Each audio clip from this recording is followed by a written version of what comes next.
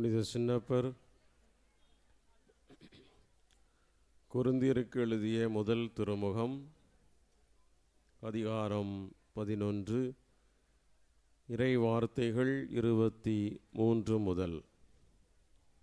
புனித சின்னப்பர் கொரிந்தியருக்கு எழுதிய முதல் திருமுகம் அதிகாரம் 11 இறை வார்த்தைகள் 23 முதல்.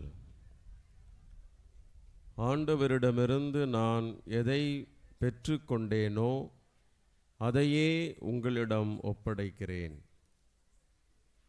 அதாவது, ஆண்டவராகிய இயேசு காட்டிக் கொடுக்கப்பட்ட அந்த இரவில் அப்பத்தை எடுத்து கடவுளுக்கு நன்றி செலுத்தி அதை பிட்டு, இது உங்களுக்கான என் உடல், இதை என் நினைவாக செய்யுங்கள் என்றார். அப்படியே உணவு அருந்தியபின் கிண்ணத்தையும் எடுத்து, இந்த கிண்ணம் என் இரத்தத்தால் நிலைப்படுத்தப்படும் புதிய உடன்படிக்கை, நீங்கள் இதிலிருந்து பருகும்போதெல்லாம் என் நினைவாக இவ்வாறு செய்யுங்கள் என்றார்.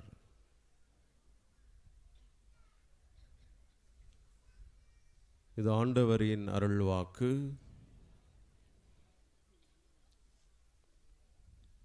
இது ஆண்டவரின் அருள்வாக்கு. இயேசுவில் பிரியமானவர்களே, சிலுவை பட்டியில் திருவிழா, அதனுடைய முத்தாய்ப்பாய் நற்கருணை பவனி. நற்கருணை பவனிக்கு மறையுரை ஆற்ற வேண்டும் என்று உங்கள் தந்தையர்கள் அழைத்தபோது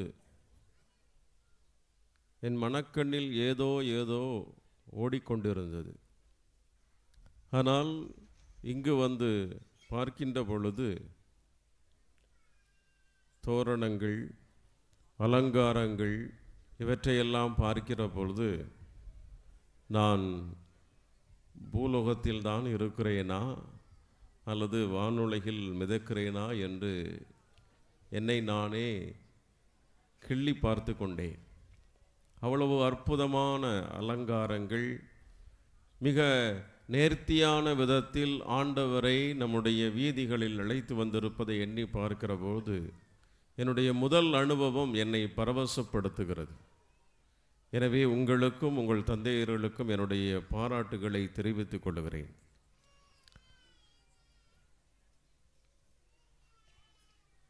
பிரியமானவர்களே, வட்டக்கல் என்பதை பற்றி நீங்கள் கேள்விப்பட்டிருப்பீர்கள். வட்ட வடிவமாக ஒரு கல் இருக்கும். அது ஊரின் தொடக்கத்தில் இருக்கும். அந்த காலத்தில் மாப்பிள்ளை பார்க்க வரேன்னா என்ன செய்யணும்? வட்டக்கல்லை தூக்கணும், தோளுக்கு மேலே உயர்த்தணும், தலைக்கு மேலோடி பின்னால் போடணும். அப்போ தான் பொண்ணு கொடுப்பாங்க. இப்போ அப்படியே வட்டக்கல்லை தூக்கி தோளுக்கு மேலே உயர்த்தி தலைக்கு மேலோடி பின்னால் போட்டால் ஊரில் நிறைய பெண்களுக்கு திருமணமே ஆகாது. அதனால் என்னவோ இப்பொழுதெல்லாம் ஊருக்கு முன்னால் இருக்கிற அந்த வட்ட வடிவ கல்லானது பல இளைஞர்களுக்கு தொட்டு வணங்கப்படும் ஒரு தெய்வமாக இருக்கிறது. நல்ல வேளை பிழைத்து கொண்டோம், எங்களை காப்பாற்றிய கடவுளே என்று இளைஞர்கள் அதை தொட்டு வணங்கி கொண்டு செல்லுகிறார்கள். அது ஒரு வீரத்தின் அடையாளமாக இருந்தது. ஒரு இளைஞனுடைய உடல் கூறுகளை எண்பித்து காட்டதன் அடையாளமாக இருந்தது. அது ஒரு வாழ்வின் அடையாளமாக இருந்தது. ஆனால் காலப்போக்கில் எங்கள் தாத்தா காலத்தில் தூக்கி பின்னால் போட்டா, எங்கள் அப்பா காலத்தில் என்ன சொன்னான்னா, தோள் வரைக்கும் உயர்த்தினா போதும் பொண்ணுதாரன்னு சொன்னான். இப்போ எங்காலத்தில் என்ன சொல்லியிருப்பான்? இடுப்பு வரைக்கும் தூக்குனா போதும் பொண்ணுதாரன்னு சொல்லியிருப்பான். இப்போ தூக்கவே வேண்டாம், தொட்டு கும்பிட்டுட்டு போனால் பொண்ணுதாரன். வாழ்வாக்கப்பட வேண்டிய கல் இங்கு வழிபாட்டு கல்லாக மாறியிருக்கிறது. இதுதான் ஒரு யதார்த்தமாக இப்போது நடந்து கொண்டிருக்கிறது, நிகழ்ந்து கொண்டிருக்கிறது. பிரியமானவர்களே, இந்த நற்கருணை விசுவாசத்தின் நங்குரம் என்று 100வது வருடம் நாம் கொண்டாடுகிறோம் என்றால், இது வாழ்வாக்கப்பட்டிருக்கிறதா அல்லது வணங்கப்பட்டிருக்கிறதா என்று சிந்திக்க அழைக்கப்படுகின்றீர்கள். இன்றைய தினத்தில் வாசிக்கப்பட்ட அந்த வாசகத்தின் அடிப்படையில் பார்க்கிற போது ஆண்டவர் சொல்லுகிறார், அப்பத்தை எடுத்து இதை நினைவாக செய்யுங்கள், ரசத்தை எடுத்து இதை நினைவாக செய்யுங்கள் என்று சொல்லுகிறார். அவர் எதை அவருடைய நினைவாக செய்ய சொன்னார்? ரசத்தை பகிர்ந்து கொண்டு எதை அவர் நினைவாக செய்ய சொன்னார் என்பதை நாம் சிந்திக்க கடமைப்பட்டிருக்கிறோம்.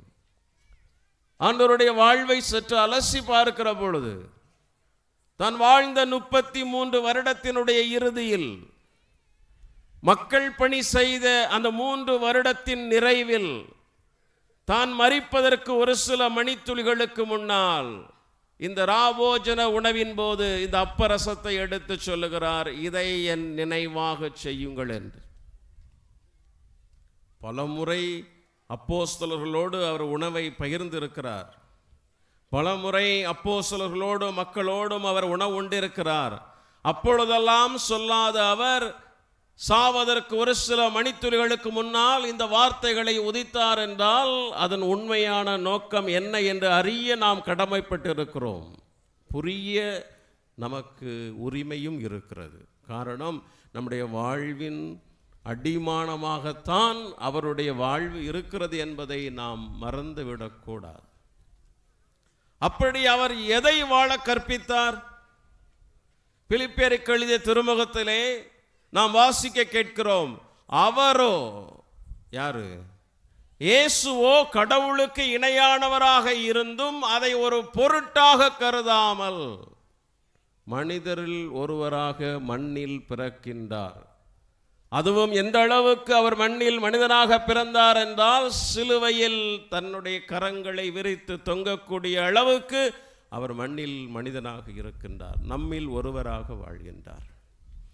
எனவே அவர் கடவுளுக்கு இணையாக ஒரு நிலையில் இருந்தாலும் அதை ஒரு பொருட்டாக கருதாமல் அதை துறந்து அதை இழந்து மனிதர்கள் ஒருவராக மாறுகிறார். தன்னுடைய நிலையை அவர் முதலில் இழக்கிறார். இரண்டாவதாக விவிலியத்தில் வாசிக்கப்படுகிற போது சொல்லப்படுகிறது, அவரோ அவருக்குரியவர்களிடம் வந்தார். இயேசு எங்கே பிறக்கின்றார்? எங்கே பிறக்கிறார்? மாட்டுக்கொட்டையில் தான் பிறக்கிறார். எங்கே காது குத்துனாங்க? காதில் தான் அப்படின்னு சொன்ன மாதிரி இருக்குது. எந்த இடத்துல பிறந்தார்? எந்த ஊரில் பிறந்தார்? அங்கு யார் அதிகமாக வாழ்ந்தார்கள்? யூதர்கள் வாழ்கிறார்கள். யூதர்களில் ஒருவராக பிறக்கிறார். யூதர்கள் அவரை ஏற்றுக்கொண்டார்களா? யூதர்கள் ஏற்றுக்கொண்டார்களா? அவரோ அவருக்குரியவர்களிடம் வந்தார், அவருக்குரியவர்களோ அவரை ஏற்றுக்கொள்ளவில்லை. ஏன்னா அவங்க எதிர்பார்த்த மாதிரி அவர் பிறக்கவில்லை, அவருக்கு எதிர்பார்த்த மாதிரி அவர் இருக்கவில்லை. எனவே அவரை நிராகரிக்கிறார்கள். தன்னுடைய சமூகத்தை இழக்கிறார். முதலில் தன் நிலையை, தன் அந்தஸ்தை இழக்கிறார். இரண்டாவது தன்னுடைய சமூகத்தை இழக்கிறார். மக்களில் ஒருவராக, மக்களோடு மக்களாக வாழுகிறார். விவிலியத்திலே வாசிக்க கேட்கிறோம், அவரை பற்றி என்ன பேசுகிறார்கள்? இவருக்கு பைத்தியம் பிடிச்சு போச்சு, மதி மயங்கி விட்டான் என்று சொல்லுகிறார்கள். இவன் ஒரு போஷண பிரியன் என்று சொல்லுகிறார்கள். அவருடைய பெயரை தெரிந்தே களங்கப்படுத்தினார்கள். அவரை பிடிக்காதவர்கள் அவருடைய பெயரை தெரிந்தே அறிந்தே களங்கப்படுத்தினார்கள். தன்னுடைய பெயரையும் இழந்தார், நிலையை இழந்தார், சமூகத்தை இழந்தார், பெயரை இழந்தார். அவருடைய அன்னையிடம் சென்று சொல்லுகிறார்கள் சகோதரர்கள், அவருக்கு சுய நினைவில்லாமல் செயல்படுகிறார் என்று சொல்லுகிறார்கள். பரிசேயர்களும் சதுசேயர்களும் சொல்லுகிறார்கள், உங்கள் கடவுள் அல்லது உங்களுடைய தலைவர் பாவிகளோடும் வேசிகளோடும் ஆயக்காரர்களோடும் உணவு உண்கிறாரே குடிக்கிறாரே என்று களங்கப்படுத்துகிறார்கள். அவருடைய இருப்பை களங்கப்படுத்துகிறார்கள். அவருடைய புகழையும் இழந்தார், நிலையை இழந்தார், சமூகத்தை இழந்தார், பெயரை இழந்தார், புகழை இழந்தார். இறுதியாக பிலாத்துவினுடைய மேடையில் அருகே பிலாத்து மக்களை பார்த்து சொல்லுகிறான், இதோ உங்கள் தலைவர், இதோ மனிதன் என்று சொல்லுகிறார். அவரை உற்று நோக்குகிறார்கள். முள்முடிகளால் சூழப்பட்டு வழிந்தோடிய இரத்த முகத்தை மறைத்திருக்கிறது. கிழிந்து போன உடல்கள் இரத்தத்தை உதரத்தை உதிர்ந்து கொண்டே இருக்கிறது. அவரை பார்ப்பதற்கு மனிதனாகவே இல்லை. அவரை பார்த்து ஏரோது சொல்லுகிறான், இதோ மனிதன் என்று. பிரியமானவர்களே, அவரிடம் மனித சாயலே காணப்படவில்லை, தன்னுடைய மனித சாயலையும் இழக்கிறார். இறுதியாக கல்வாரி மலையிலே கல்வர்கள் நடுவிலே ஒட்டு துணி இல்லாமல் அவர் தொங்கிக் கொண்டிருக்கிறார். இவ்வுலகை படைத்தவன், உலகை ஆண்டவன், உலகிற்காக மக்களை மனிதர்களை படைத்தவன், தன்னுடைய சாயலாக படைத்தவன், அவன் மாண்போடு வாழ வேண்டும் என்று விரும்பியவன், இப்பொழுது கல்வர்கள் நடுவிலே கல்வாரியிலே ஒட்டு துணி இல்லாமல் இருக்கிறார், தொங்கிக் கொண்டிருக்கிறார், அவமானப்படுத்தப்பட்டு கொண்டிருக்கிறார், தன்னுடைய மானத்தையும் இழந்திருக்கிறார். நிலையை இழந்தார், சமூகம் இழந்தார், பெயர் இழந்தார், புகழ் இழந்தார், சாயல் இழந்தார், மானத்தையும் இழந்து நிற்கிறார். ஆண்டவர் இயேசு இறுதியாக அவர், இறைவா, என் இறைவா, ஏன் என்னை கைவிட்டீர் என்று தன் உயிரையும் ஆண்டவரிடம் ஒப்படைக்கிறார். இவ்வுயிரையும் இழந்தார். தன்னுடைய வாழ்வின் தொடக்கம் முதல் இறுதி வரை அவர் அனுபவித்ததெல்லாம் இழப்பு, இழப்பு, இழப்பு. எல்லாவற்றையும் இழந்தார், எல்லாவற்றையும் இழந்தார். எதற்காக இந்த மனிதன் எல்லாவற்றையும் இழக்க வேண்டும்? எதற்காக இந்த மனிதன் அகோரமான ஒரு சிலுவை சாவை அனுபவிக்க வேண்டும்? எதற்காக இந்த மனிதன் வெறும் 33 வயது வரை மட்டுமே வாழ அனுமதிக்கப்பட்டிருக்கிறான் என்று என்றாவது யோசித்து பார்த்திருக்கிறீர்களா?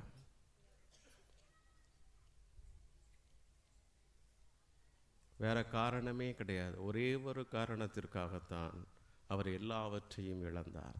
யோவான் நற்செய்தியிலே 10வது அதிகாரம் 10வது வசனத்தில் என்ன சொல்லப்பட்டிருக்கிறது? யோவான் நற்செய்தி 10வது அதிகாரம் 10வது வசனத்தில் என்ன சொல்லப்பட்டிருக்கிறது?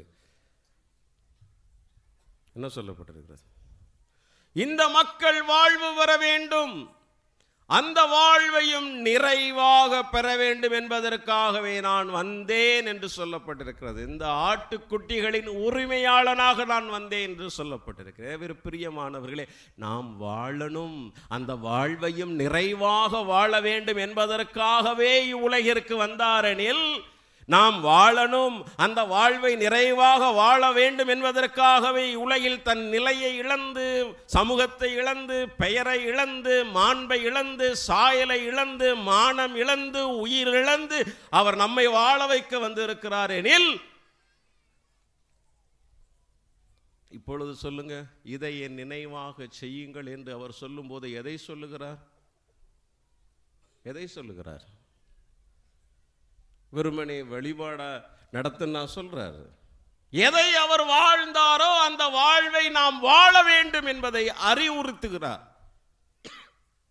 அப்படி வாழுகிற பொழுதுதான் அவர் நினைத்த அந்த இறையாட்சி சமூகத்தை உலகில் கட்டி எழுப்ப முடியும். அதனால் தான் இத்தனை இழப்புகளும் மத்தியிலும் அவர் சொல்வார், என்னிடம் ஒப்படைக்கப்பட்டவர்களில் ஒருவரேனும் அழிந்து போய்விடாமல், ஒருவரேனும் அழிந்து போய்விடாமல், ஒருத்தங்கூட அழிந்து போய்விடாமல் மீண்டும் தந்தையிடம் கொண்டு சேர்ப்பது எனக்கு உணவும் பானமும் ஆகும் என்று சொல்லுகிறார். ஒருத்தனை அழிய விட விரும்பவில்லை. அதனால்தான் தொலைந்து போன ஆட்டை தேடி அழைகிறார். நல்ல ஆயனாக இருக்கிறார்.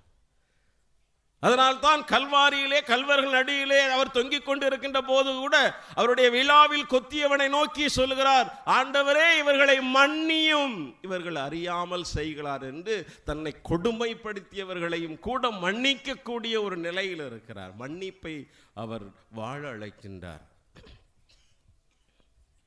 யாரும் அழிந்து போய்விடக்கூடாது என்று நினைப்பதை நாமும் வாழ வேண்டும் என்று ஆசிக்கின்றார். பிறரை மன்னிக்க, தன்னை கொடூரமாக குத்தியவனை கூட மன்னிக்கக்கூடிய அந்த மனநிலையை நாமும் வாழ வேண்டும் என்று ஆசிக்கின்றார். அதோடு மட்டுமல்ல, ஆயினில்லா ஆடுகள் போல் இவர்கள் இருக்கிறார்களே என்று அவர்கள் மீது மனமிறங்குகிறார்.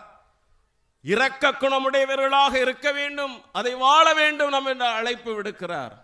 ஒரு கண்ணத்தில் அறைந்தால் மறுகண்ணத்தையும் திருப்பி காட்டு என்று ஒரு உறவை வளர்க்கக்கூடியவராக அவர் இருக்கிறார். அதை வாழ அழைக்கிறார்.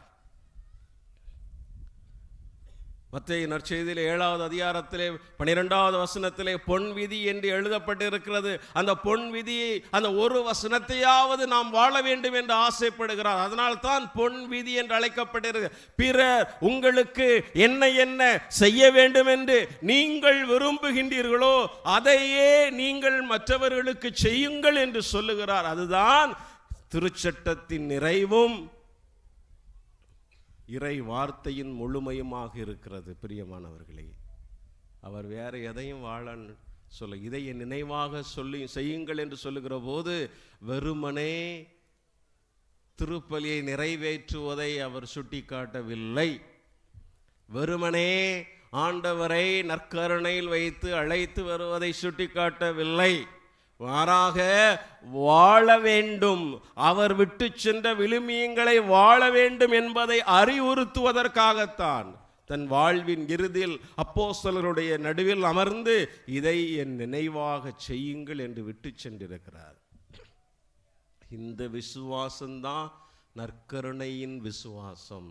இந்த விசுவாசம்தான் நம்முடைய பாதுகாவலர் புனித அந்தோணியாருடைய விசுவாசமாக இருந்தது என்பதை நாம் மறந்துவிடக்கூடாது. புனித அந்தோணியார் ஒரு பெரிய செல்வராக இருந்த போதிலும் அதையெல்லாம் துறந்து ஒரே ஒரு மகன், செல்வ சீமானின் மகன், அவர் அதை எல்லாம் விட்டுட்டு சொல்லுவாங்க, அந்தோணியார் அவ்வளோ அழகாக இருப்பார், பணம் இருக்குது, அழகு இருக்குது, சும்மாவாக இருக்கும் சமூகம்.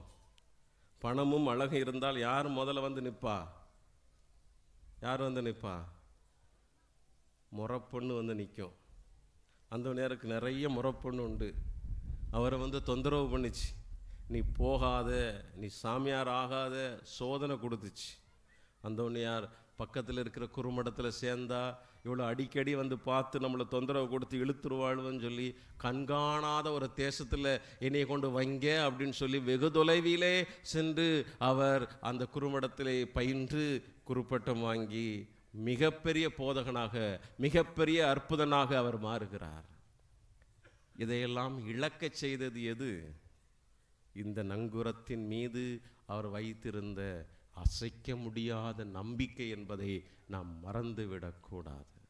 அதனால் தான் புனித சின்னப்பர் தெளிவாக சொல்லுகிறார், ஒப்பற்ற என் செல்வமே ஓயந்தன் இயேசுநாதா, உன்னை நான் அறிந்து உறவாட உள்ளதெல்லாம் குப்பை என கருதுகிறேன் என்று சொல்லுகிறார்.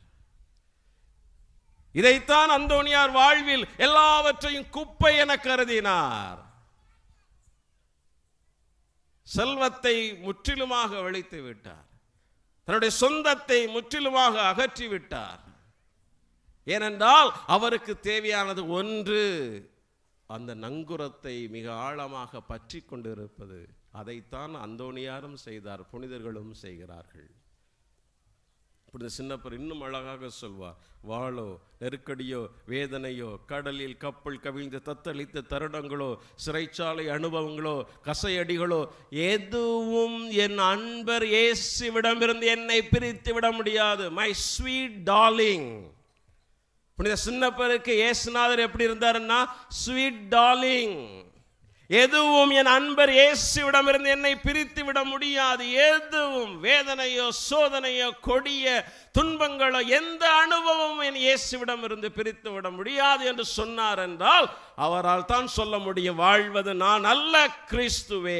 அப்படி வாழுகிற வாழ்வுதான் நற்கருணை வாழ்வு. அந்த வாழ்வை வாழ்வதற்காகத்தான் அழைக்கப்பட்டிருக்கிறோம் என்பதை நாம் ஒருபோதும் மறந்துவிடக்கூடாது, மறுக்கவும் கூடாது. இந்த வாழ்வை வாழாத எல்லா வாழ்வுமே அவருக்கு எதிரான வாழ்வு. அவர் எப்படி கடவுளுடைய தந்தையினுடைய விருப்பத்தை நிறைவேற்றுவதற்காக எல்லாவற்றையும் துறந்து நம்மை வாழ வைக்க வேண்டும் என்று ஆசித்தாரோ அந்த வாழ்வை நோக்கிய நடை பயணமாக, திருப்பயணமாக நம்முடைய வாழ்வு மாறவில்லை என்றால் நாம் நடிக்கிறோம். இன்று பல சங்கிகளும் பல அங்கிகளும் நடித்து கொண்டிருக்கிறார்கள். நீங்கள் சங்கிகளாகவும் இருக்க வேண்டாம், அங்கிகளாகவும் இருக்க வேண்டாம்.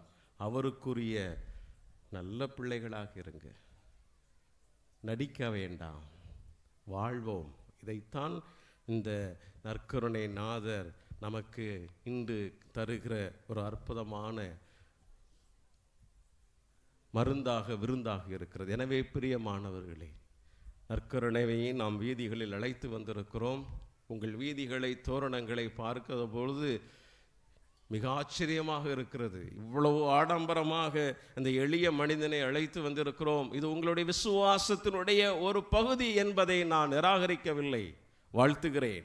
ஆனால் இந்த ஒரு பகுதியோடு நம்முடைய வாழ்வு நின்றுவிட்டால் வாழ வேண்டிய அந்த கல் எப்படி வணங்கப்படும் கல்லாக மாறியதோ அதே போன்று வாழ வேண்டிய நற்கருணை வெறுமனே வணங்கப்படும் ஒரு வழிபாட்டு கல்லாக மாறிவிடக்கூடாது என்பதற்காகத்தான் இதை நான் சொல்லுகிறேன்.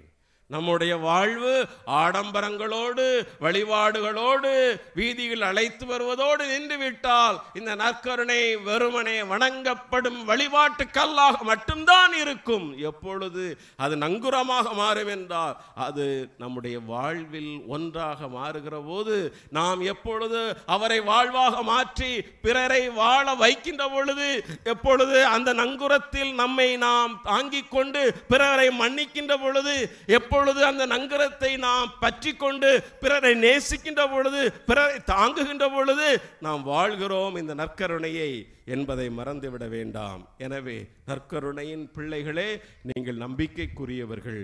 உங்களிலிருந்து பிறக்கட்டும் இந்த நங்குரத்தின் வாழ்வு. ஆமென்.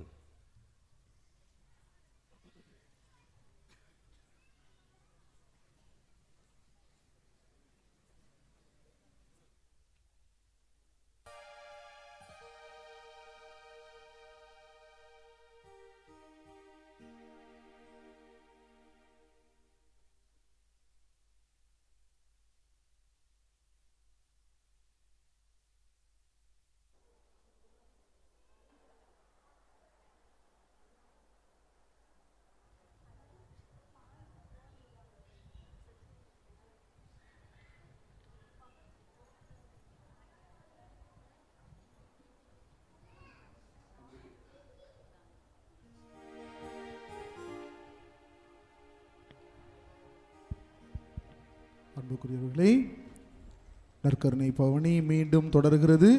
எனவே அருள் கூர்ந்து பயபக்தியோடு அமைதியாய் இந்த பவனியிலே கலந்து கொள்வோம்.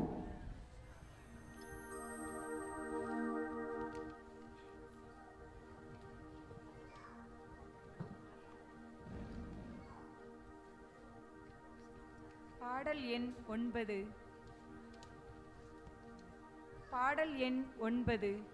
No.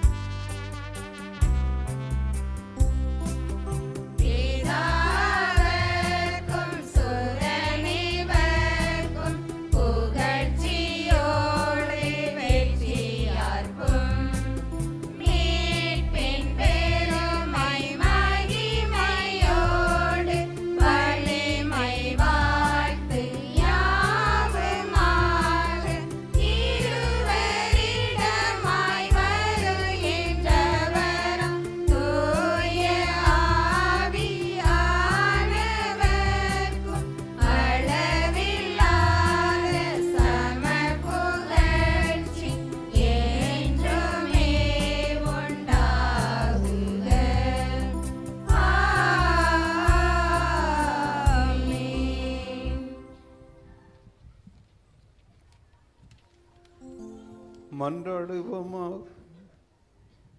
இறைவா, இந்த வியப்புக்குரிய திருவருட்சாதனத்திலே உம்முடைய திருப்பாடுகளின் நினைவை எங்களுக்கு விட்டு சென்றீர். உமது திருவுடல் திரு ரத்தம் இவற்றின் மறைப்பொருளை வணங்கும் நாங்கள் உம் மீட்பின் பலனை இடைவிடாமல் அனுபவிக்க அருள் புரியும். என்றென்றும் வாழ்ந்து ஆட்சி செய்கின்றவர் நீரே.